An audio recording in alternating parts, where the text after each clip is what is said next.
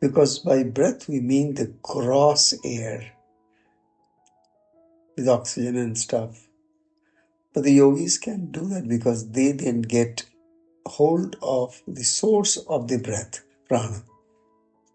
So because they are in a state of harnessing the power of prana, so they don't need the breaths. Because prana is the subtlest state of your gross breaths. Yogis take their mind and everything that is related to the mind and body to the subtlest state where you go to the space where from the breath is born, the prana.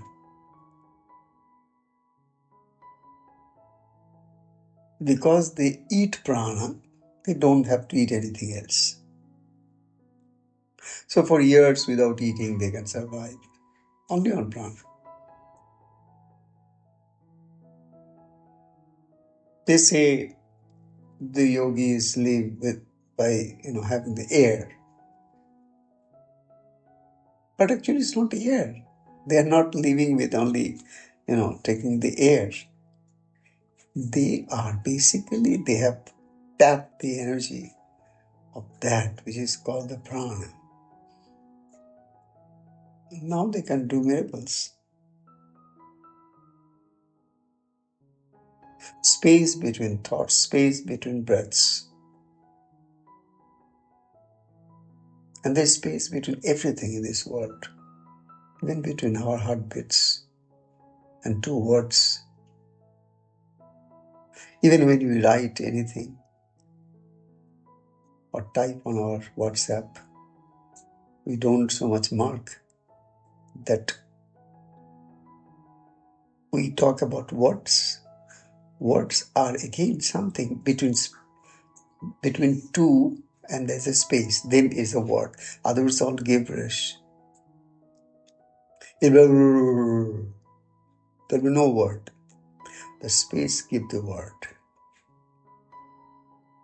We don't even see that inside. When we scribble on a piece of paper something, there are two words and in between there is a space. I'm talking to you. There are words and in between there is space. If I keep talking to you without this space, at some point you'll be very sick and tired. You will run away from me. That's the reason those who are profound men of wisdom, they'll talk with a lot of gaps. They'll say one word and then say another word after a while. There's space.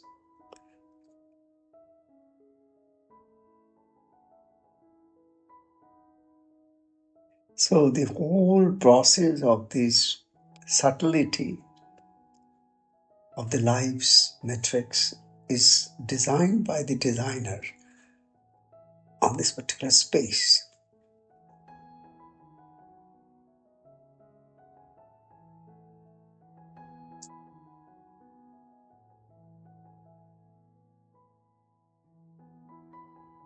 And the space is not empty.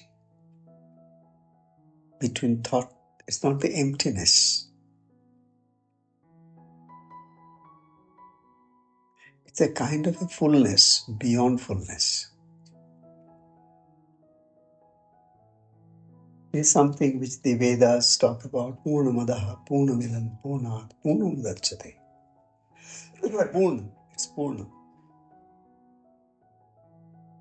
It's not Shunyam, it's Purna. But true Shunyam is always Purnam, and true Purnam, again, is always Shunyam.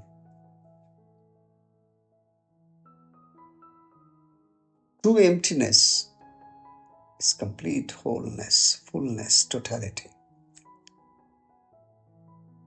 And complete totality, wholeness, is again complete emptiness.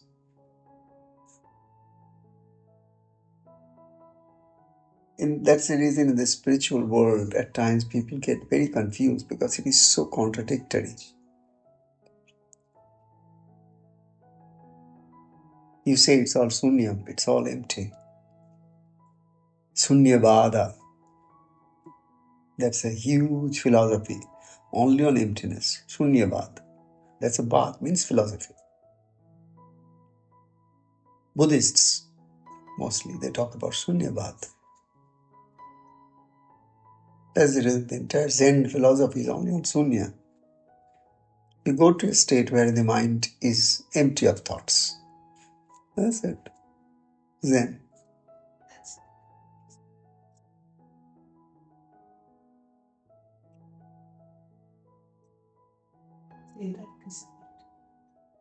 But all these experiences of different enlightened beings of light from around the world gives you some kind of a pointers toward what you also need to somehow tread and walk and see what is happening to you so that you can also add to that which is already existing.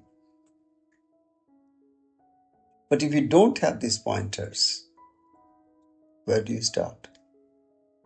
How do you practice? How do you perfect?